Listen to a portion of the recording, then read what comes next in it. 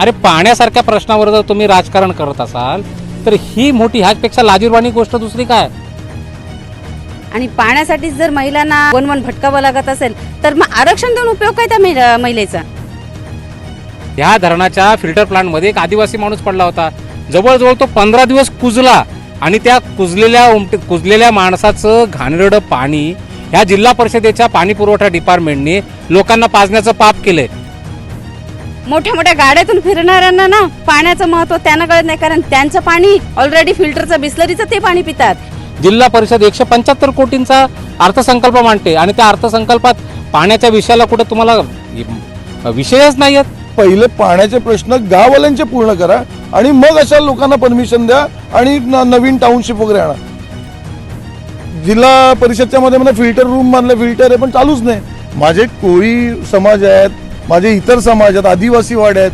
आता हा सीझनचा वेळ आहे, त्यांना जिथे आपण रोजीरोटी आहे त्यावेळी त्यांना पाण्यासाठी वणवण करायला लागतंय.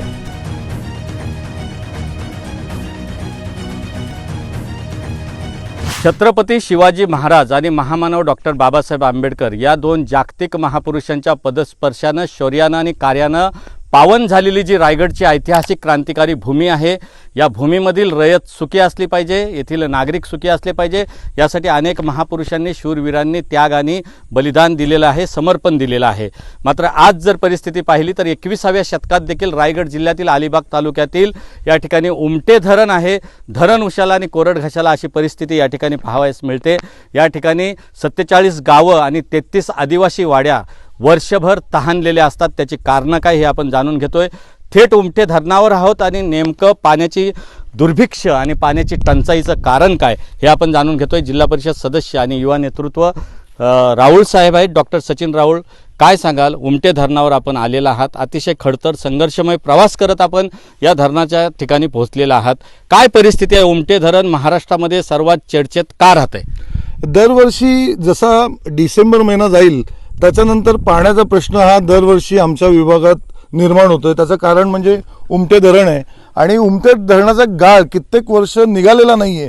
त्याच कारणामुळे पाणीची जी क्षमता आहे ती कमी राहिलेली आहे आणि त्यामुळेच ही समस्या निर्माण होते की पाणी संपतंय किंवा कमी राहतंय आणि मग 2 दिवस आड, 4 दिवस आड किंवा पाणीच नाही अशी परिस्थिती आहे.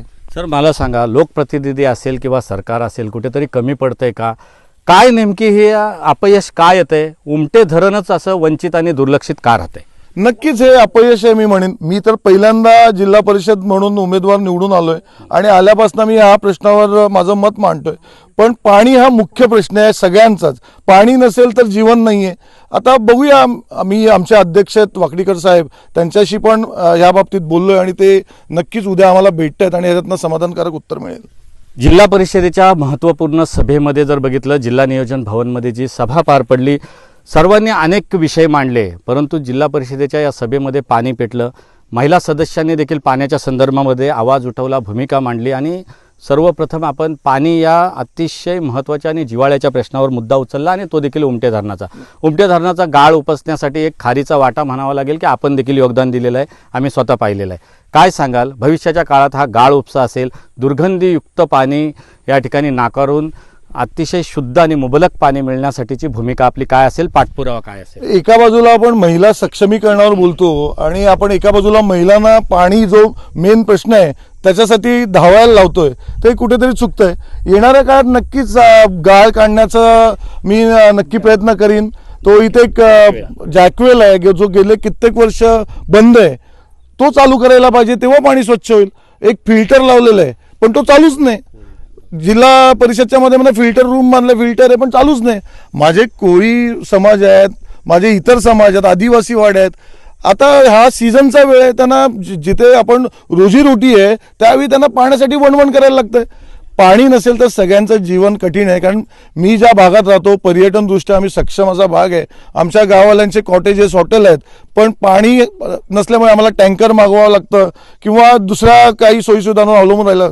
तर कुठेतरी पाणी प्रश्न सुटावा यासाठी मी नक्कीच 100% माझे एफर्ट देईन आणि लवकरच हा मार्गी लागेल असं मला विश्वास आहे. जिल्हा परिषदेच्या सभेमध्ये मी स्वतः उपस्थित होतो आणि आपण त्या ठिकाणी आपलं जे काही मुद्दे मांडलेले आहेत त्यामध्ये एक महत्त्वाचा मुद्दा असा होता की इथं गावाला पाणी प्यायला नाही, नागरिकांना, महिलांना वनवन भटकंती पाण्यासाठी करावी लागते.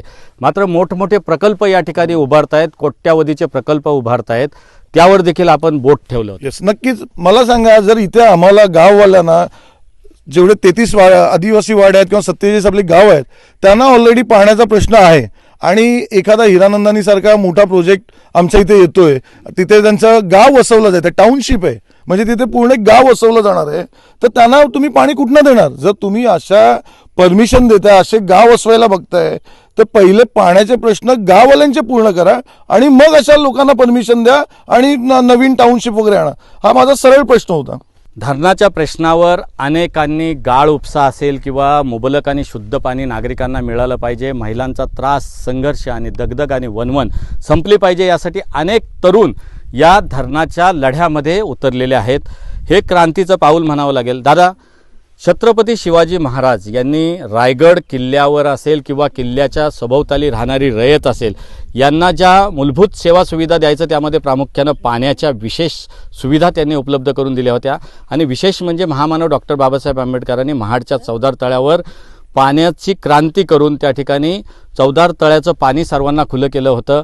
हे एक सामाजिक समतेचं पर्व आणि बीज रोवलं गेलं. याच रायगड जिल्ह्यामध्ये ही परिस्थिती आहे. राज्यकर्ते असेल, प्रशासन असेल, शासनकर्ते आहेत, यांची उदासीनता आहे, नाकर्तेपणा आहे.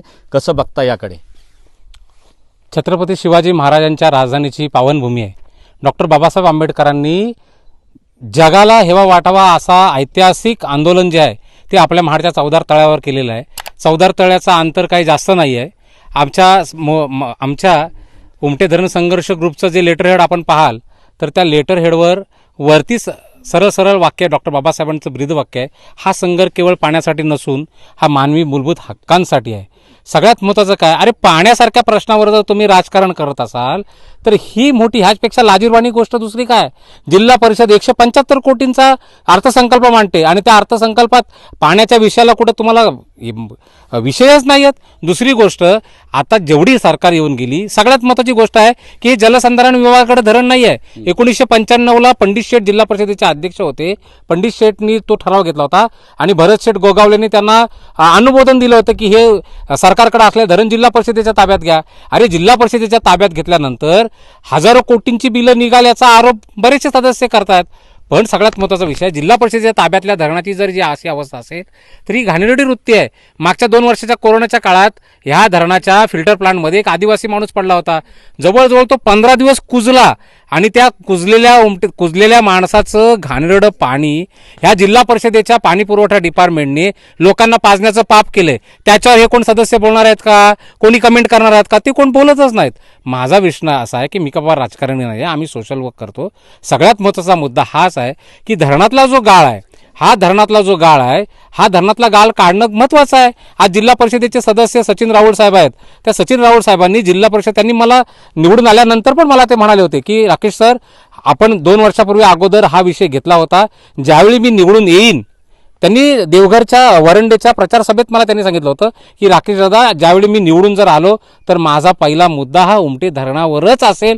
बाकीचं मला काय राजकारण काय माहीत नाही, मला पाण्याचा मुद्दा महत्त्वाचा आहे. हाच जर मुद्दा प्रत्येक जिल्हा परिषदेच्या सदस्यांनी घेतला तर हे जे CEO आहेत, हे पाणी पुरवठा डिपार्टमेंटचे जे अधिकारी आहेत, ते सरकारचे नोकर आहेत, ते आमचे नोकर आहेत. त्यांनी ते काम करणं गरजेचंच आहे. आज जिल्हा परिषदेच्या ताब्यात असलेलं धरण कोट्यवधीचा निधी काढून ते फिल्टर प्लांट बसवलाय. आम्ही माणगावच्या जलसंधारण विभागाकडे गेल्यानंतर त्यांनी सांगितलं, अरे फिल्टर प्लांट बसवलेला आहे पण तो फिल्टर प्लांट चालूच केला नाही, मग ते कोट्यवधी निधी टाकायची गरज काय? आज मागच्या 20 वर्षापासून या उमटे धरणाच्या गढूळ पाण्याला फिल्टर करण्यासाठी ती कुठली ह्याची क्लोरीनची पावडरच माहीत नाही. अरे मग हे पाणी गुरांना पाजता की माणसांना पाजताय? लाज वाटायला नको. IAS दर्जाचे अधिकारी लाखो रुपयाचे पगार घेतात, त्यांना समजत नाही उमटे धरण.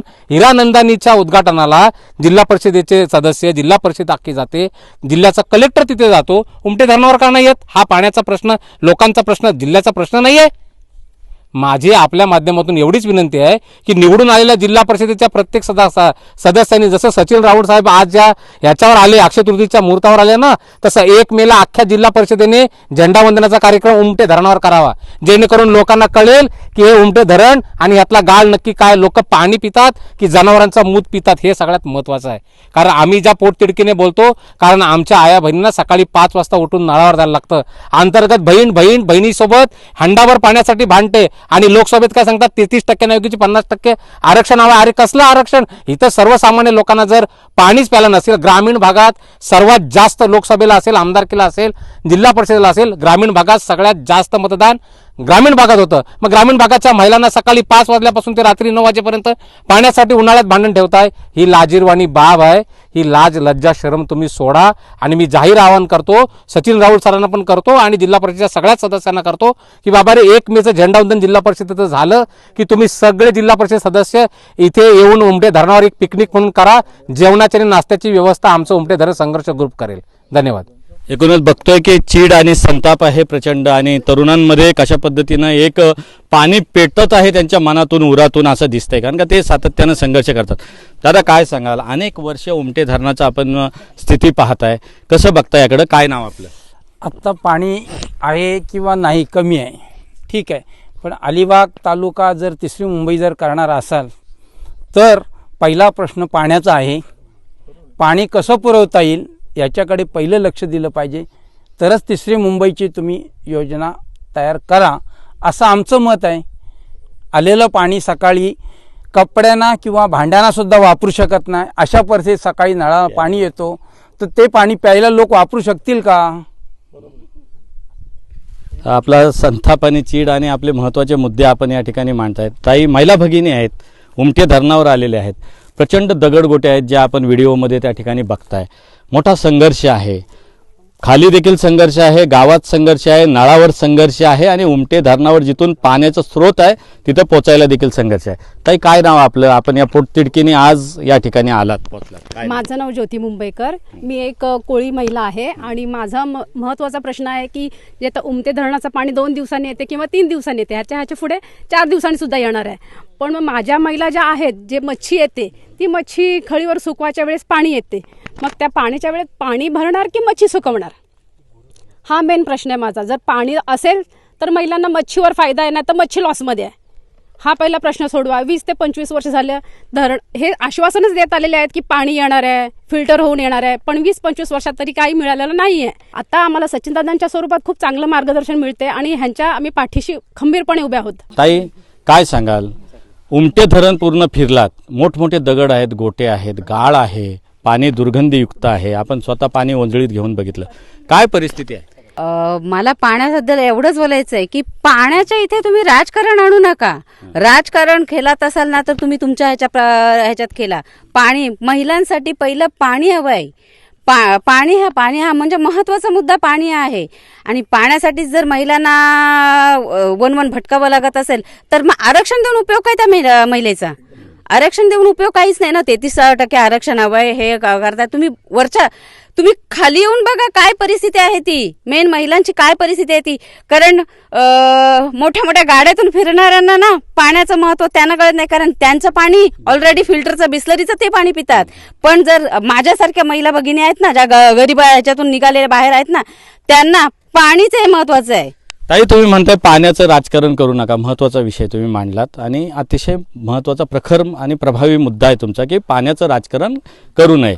मात्र जिल्हा परिषदेमध्ये असेल किंवा सत्तेमध्ये राज्याच्या असेल, केंद्राच्या सत्तेमध्ये अनेक वर्षापासून अनेक वेगवेगळ्या पक्षाचे राजकीय नेते किंवा राजकीय पक्ष प्रस्थापित होते, मात्र कुणालाही पाण्याची समस्या सोडवता आली नाही.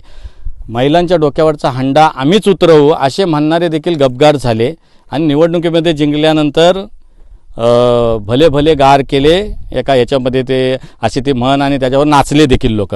पाण्याच्या प्रश्नावर असा उत्साह का येत नाही?